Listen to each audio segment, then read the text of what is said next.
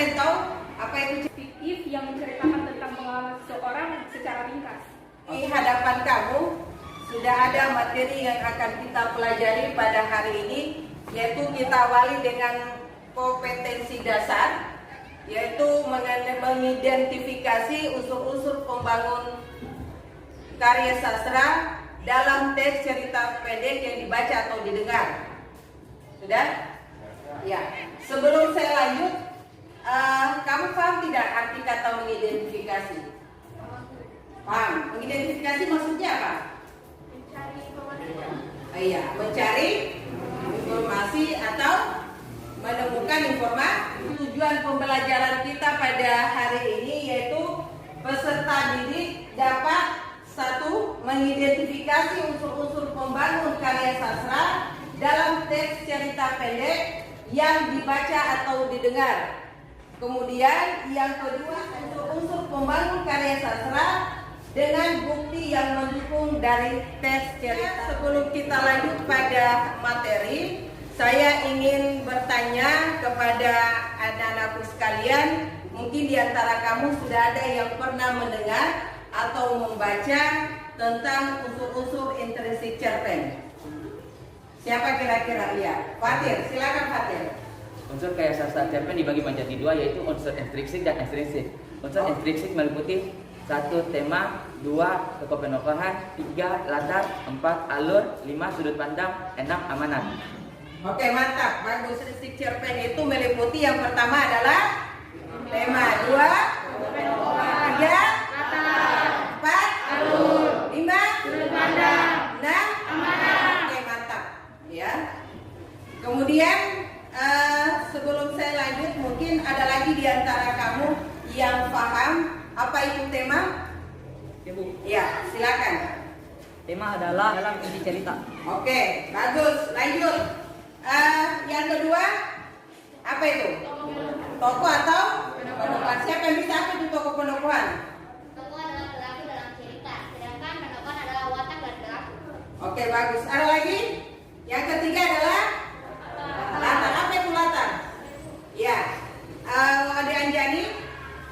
Latar adalah tempat di mana terjadinya sebuah cerita. Bagus ya. Alur adalah jaringan peristiwa cerita. Oke. Lanjut. Yang kelima? Ya, siapa yang bisa sudut pandang? Nah, Panji. Silakan Panji.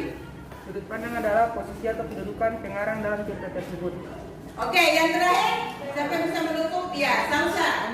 Amanat adalah pesan yang disampaikan oleh pengarang melalui cerita. Oke, bagus. Untuk dibagi menjadi 3. Satu apa? Iya, jadi dibagi menjadi 3. Yang pertama adalah latar waktu. Kemudian yang kedua latar. Oke, bagus. Ya. Alur dibagi menjadi 3, yaitu alur maju, alur mundur, alur campuran.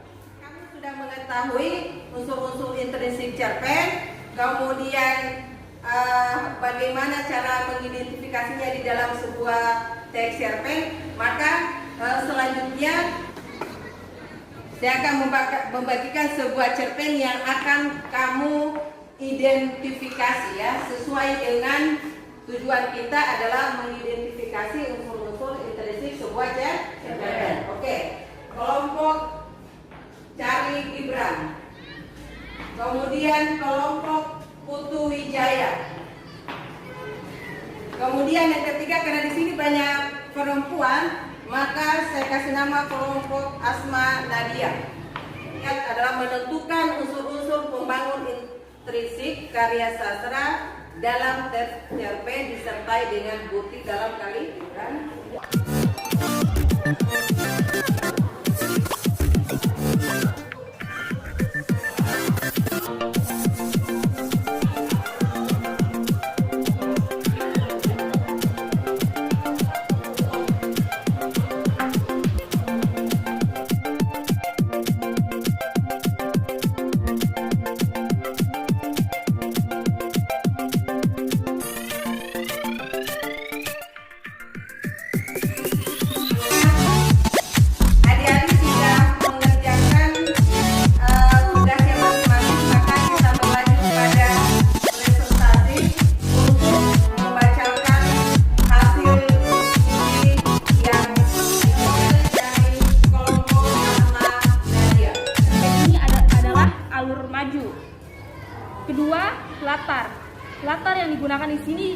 menjadi 3. Di sini ada 1 latar tempat. Latar tempat di sini ada 1 trotoar. Bukan sudut pandang pertama, yaitu menempatkan sang pengarang dalam cerita. Alasannya karena di dalam cerita menggunakan kata aku. Untuk bukti kalimat, kami menemukan begitu banyak bukti, tetapi kami hanya mengambil salah satunya saja. Dengan saya tertarik, besok datang saja ke kantor dan bilang kalau saya yang suruh. Jawab Pak Pandi. Itulah hasil dari presentasi kami. Barangkali ada dari kelompok lain yang ingin mengoreksi hasil dari presentasi kami, maka saya akan membuka sesi tanya jawab. Ayo moderator silakan.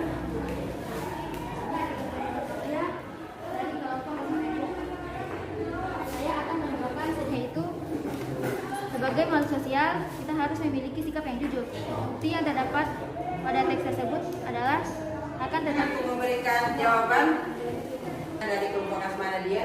Oke. Baiklah, kami ingin menjawab. Saya dari Asma Nadia. Oleh karena itu saya ingin silakan teman saya ini untuk menjawabnya. Untuk amanat yang telah ditambahkan, mohon maaf bila saya lupa untuk menambahkan amanat yang telah diberikan sebagai makhluk sosial. Cukup itu saja yang saya ingin tambahkan. Oke. Masih ada kelompok lain yang ingin bertanya? Ini ditanyakan lagi, maka saya akhiri presentasi ini dengan ucapan billahi taufiq wal hidayah. Wassalamualaikum warahmatullahi wabarakatuh. Waalaikumsalam warahmatullahi wabarakatuh. Ya, kita berikan aplaus kepada kelompok Wijaya. Maka saya akan mengumumkan kelompok yang terbaik 1, terbaik 2 dan tadi setelah saya amati mulai siapa yang aktif, siapa yang sering berbicara, kelompok mana yang aktif, maka hasilnya adalah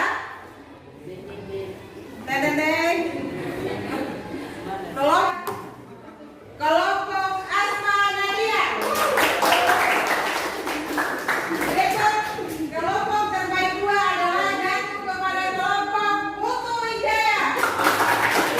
Dan yang ketiga adalah jatuh kepada kelompok Charlie Gibran.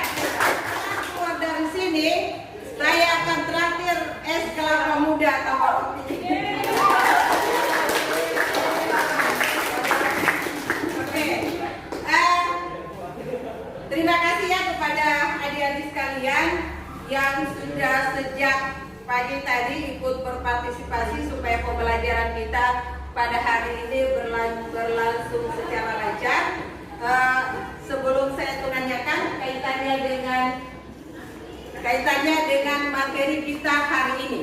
Sebelum saya menyimpulkan, sebelum kita tutup, siapa tuh ada yang ingin bertanya silakan.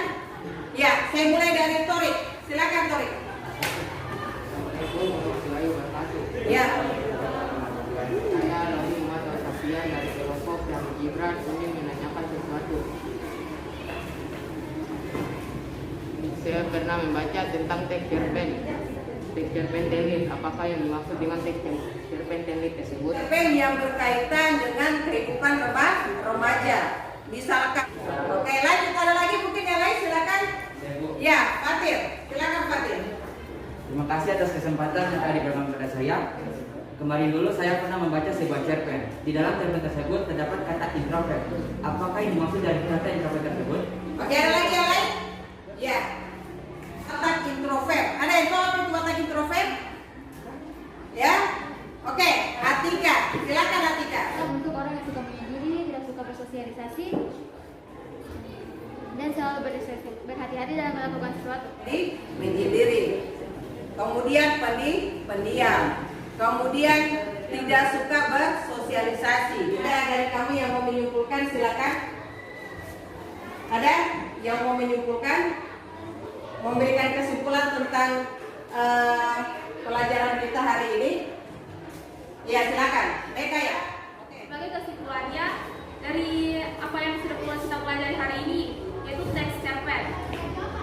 Dari cerpen itu terdiri dari 1 tema, 2 tokoh dan perubahan, latar, alur, sudut pandang, dan yang terakhir adalah amanat.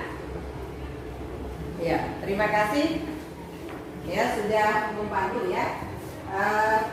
Sekali lagi saya tegaskan sebagai kesimpulan pelajaran kita pada pagi hari ini ya.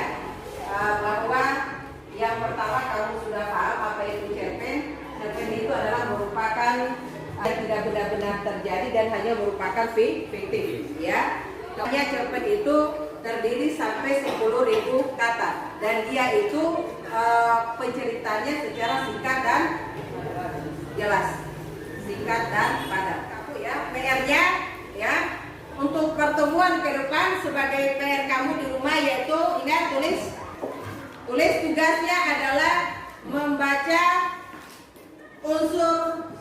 membaca struktur cerpen. Tegaskan bahwa tugas kamu ke depan adalah membaca struktur cerpen. Ya, jadi nanti saya ingin mengetahui bagaimana penjelasanmu ke depan, apakah kamu bertemu di pertemuan berikut.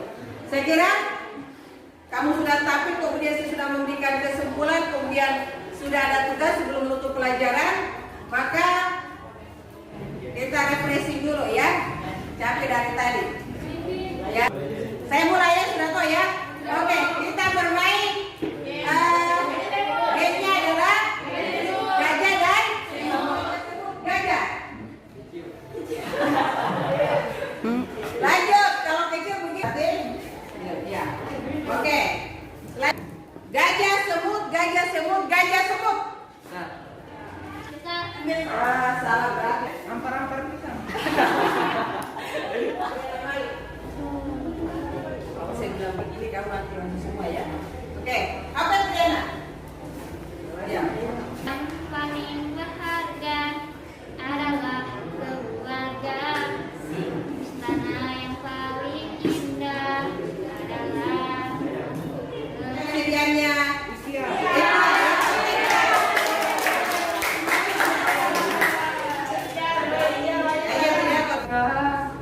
Istana yang paling indah adalah keluarga. Puisi yang paling bermakna adalah keluarga.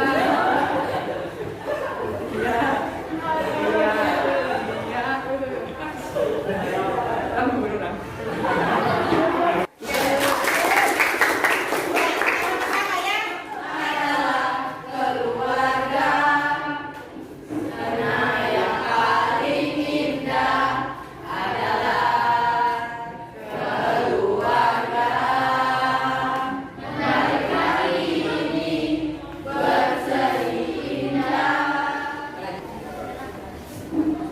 Sebelum kita menutup pelajaran, marilah kita membaca surah Fatihah. Doa dimulai.